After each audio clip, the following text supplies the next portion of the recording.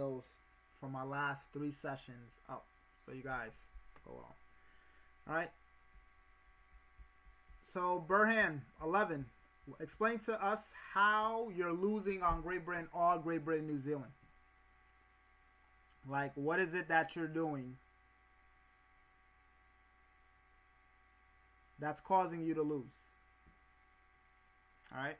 So if you decide to answer that question, then I can help you. If not, then I can't help you. All right. So what was my overall analysis for those who've been following the entire summer? They were all sells. Which pairs were those?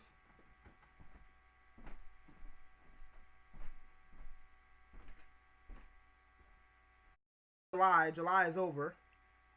You were basically good for those summers, right? 1,000 pips. Where's my person at?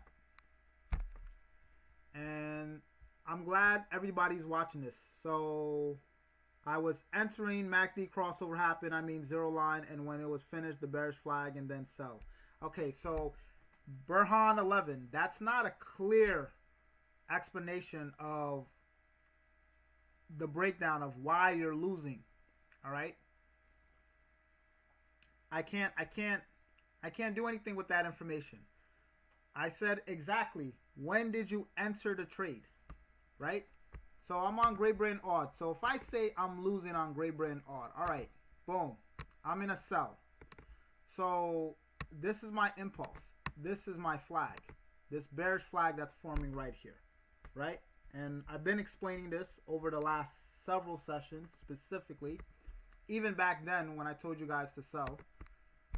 So this is my flag. So you're saying you're losing, all right? Well, where's your entry point? At what price were you entering the market, right?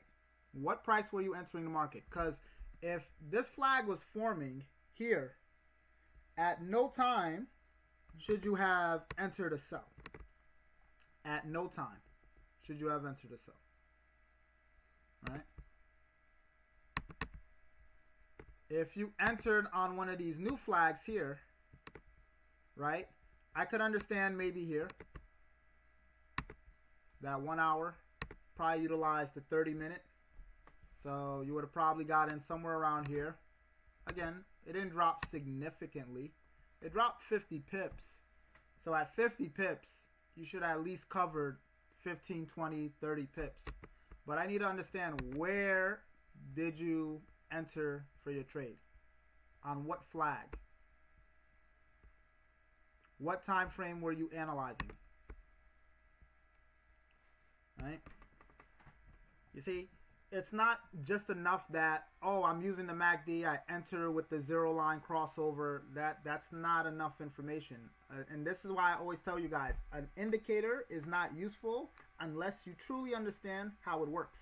That's why the saying goes, a sword is only as powerful as its master, right? You can give the most powerful sword to anybody, but if you give it to an individual that doesn't know how to use a sword, even though it's the most powerful sword in the world, what use is it to that person?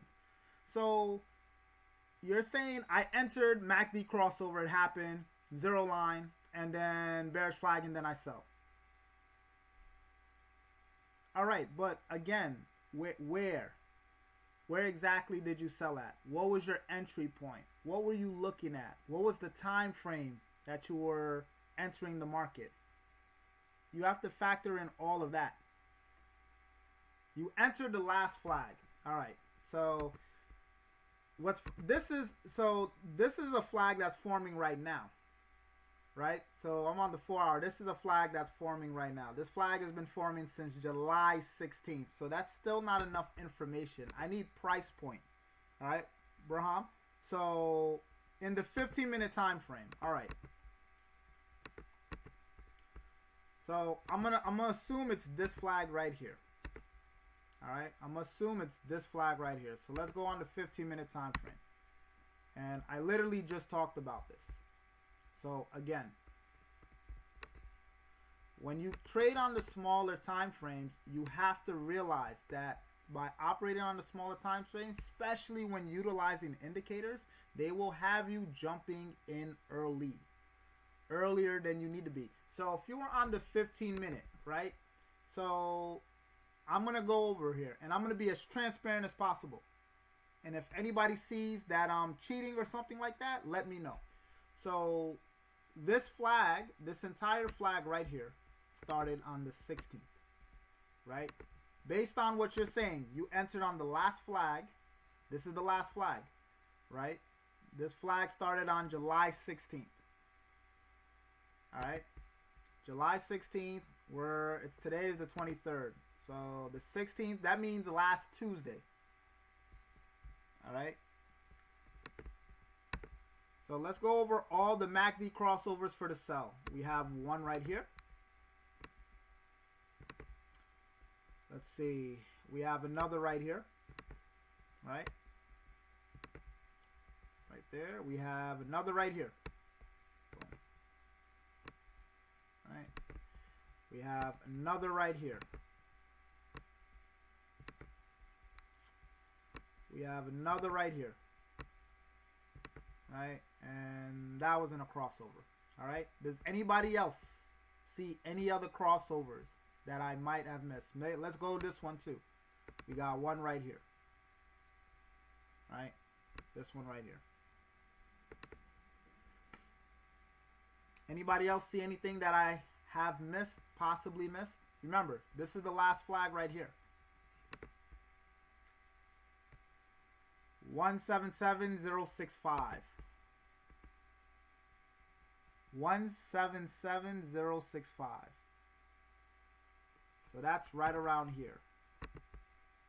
You entered your flag.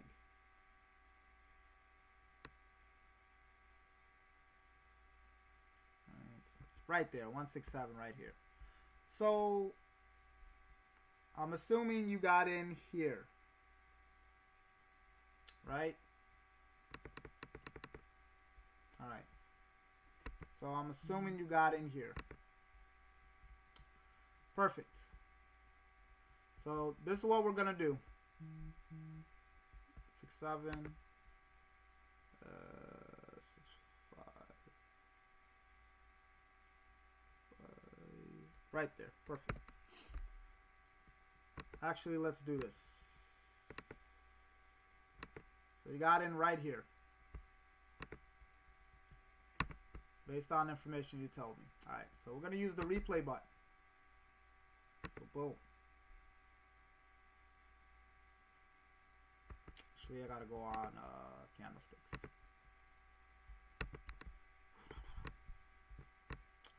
15-minute time frame. So boom.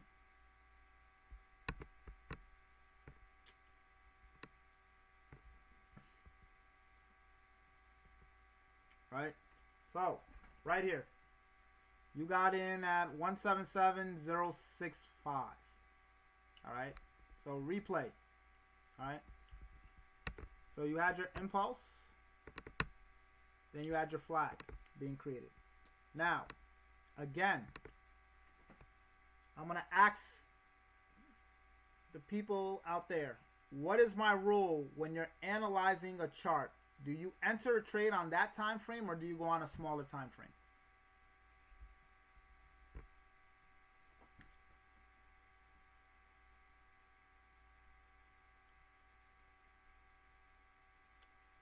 What's the rule, guys?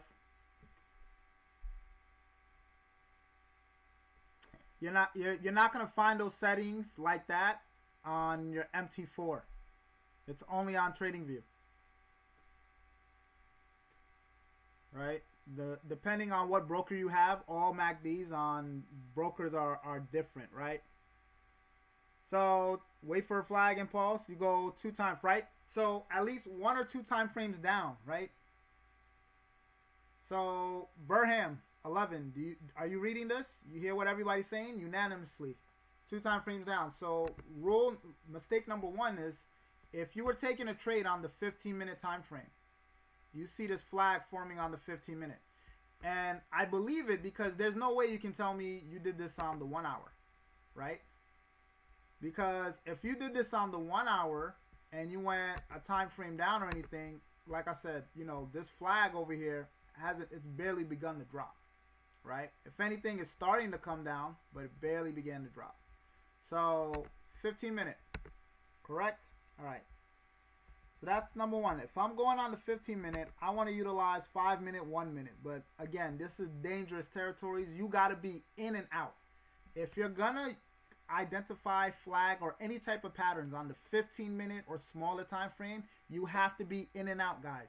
You can't hold these trades long term.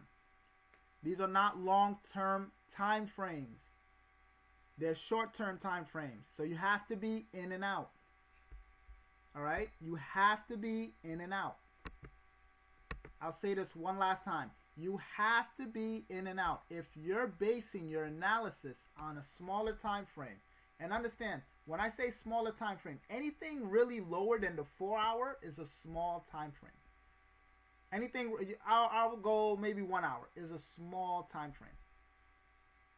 Right? Really small time. 30, 15 minute, 5 minute, those are small time frames. So you can't hold these trades long term. All right? So now, boom. Let's play this. So technically, your entry should have been right around here, right? That was when your two lines were crossing through. So right over here should have been your entry, right? So you kind of got in a little bit late, but it's all right. So my entry's here. Where's my stop loss, everybody?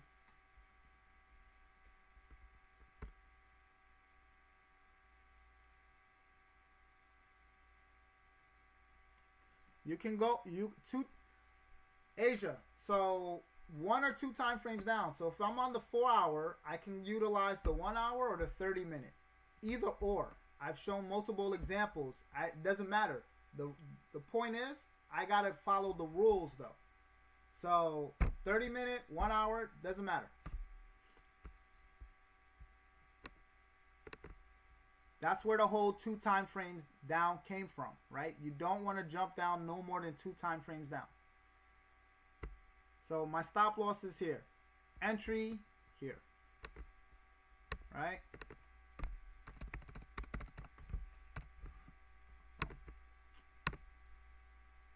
So market is playing. Boom, boom. Market is going. Right? So stop loss hit. Right there. So if this was your stop loss, you got taken out.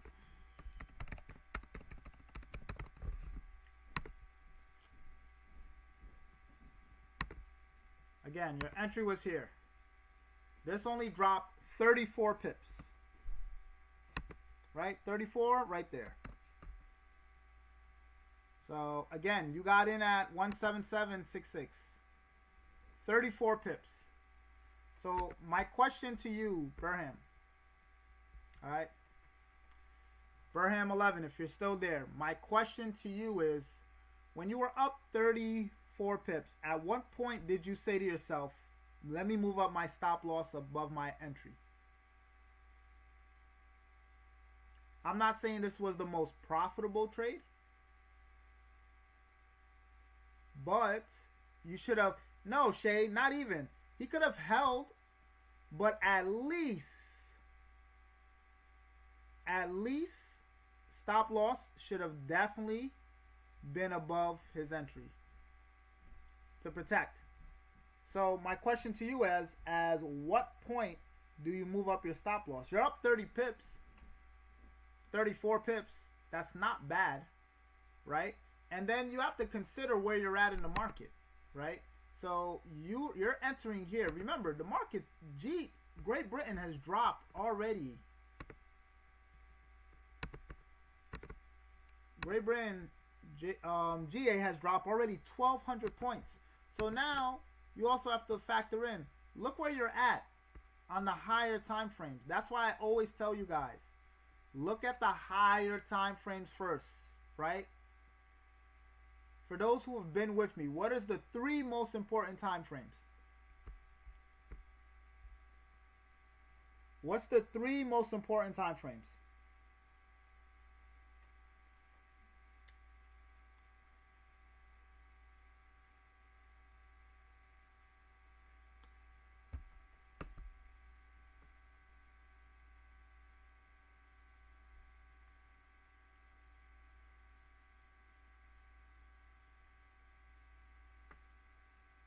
Nope. Nope. Daily 4 hour, 1 hour? Nope. Definitely not. There, nope. Monthly, daily 4 hour? Nope. Day, 4 hour, hour? Nope. Thank you. Monthly, weekly, daily. Thank you. Trade 2, win 2. Monthly, weekly, daily. Monthly, weekly, daily. All the other time frames, that's for entries. You see? So, Burham 11. One of the issues you had with entering a sell here is, one, you're in a strong demand zone. This area, strong demand zone. That's number 1. Right? So me personally, I'm not looking for no sells around this area. Right? That's point number 1. But to go back to where you were at, you entered here. And this is rule of thumb for everybody. When you're up at least double, triple of your entry point. So what I mean by that is he or she, I'm sorry, I don't know if you're he or she, so no disrespect.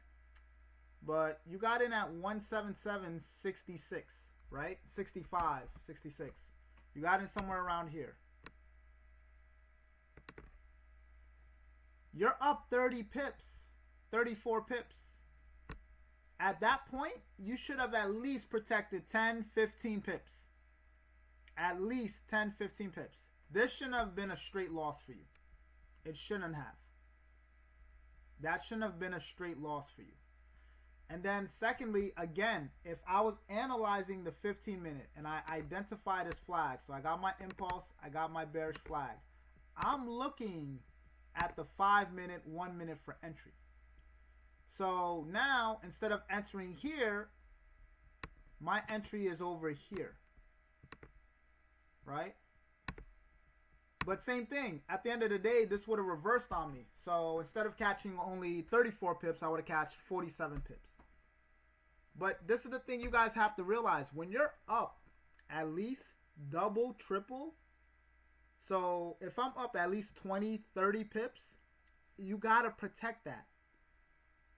You can't just walk away and think price is just going to take off. You got to protect that. I don't know if anybody follows me on social media. I know some of you guys do on Instagram, right? I was in my USD CAD. If you go back there, if you look at my trade, the moment I entered it and I was up about 20, 30 pips, even though it went 90 pips, I already moved my stop loss above my entry. So you have to move up your stop loss above your entry. Because guess what? That could have been a profitable trade for you. You didn't have to take that loss. Does that make sense? And again, if you guys are trading on these smaller time frames, you have to realize, yeah, they're going to get you earlier entries, but at the same time, they're going to have you jumping in, again, earlier than you need to be. So there will be retracements like this that you have to account for. Does that make sense? Exactly. Right? There you go. At least, if you're up 30 plus pips, you have to move up your stop loss. 50%, 20%, just move up your stop loss. Right? Are you still there? I don't know if this person's still there. Right? And this is a good learning lesson right here. This is something that everybody can learn from. Yep, that's right, Vanessa. I have monthly, daily, weekly for analyzing trades. So when I was looking at Great Britain odd, right? So this is one of my secrets here. So look at here, right? I mark up my monthly. I go down to my daily, right? And same thing. I mark up parts that I didn't see on the monthly. That's going to show up on the weekly, right? Then I make my way down to the daily. Now what do I see on the daily? Impulse, flags. Now what you're really getting here is a daily flag. So we might get this uptrend here to go down. And then I use the 4 hour, 1 hour, 30 minute. Those are my entry. So the problem is Burham 11. You were selling during a pullback. See that? This is pulling back. 4 hour pulling back. 1 hour pulling back. Right? So you're in a big consolidation here. A big correction here. So honestly, again, and then when you look at the scope, so we might get this